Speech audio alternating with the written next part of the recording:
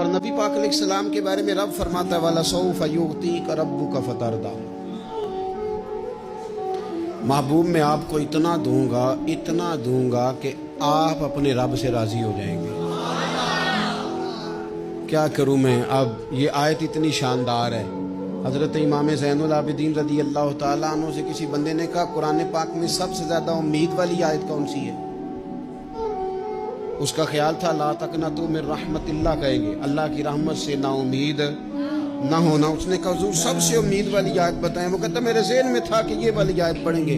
تو امام زین العابدین رضی اللہ تعالیٰ عنہ فرمانے لگے سب سے امید والی آیت ہے وَلَسَوْفَ يُعْطِيكَ رَبُّكَ فَتَرْضَىٰ۔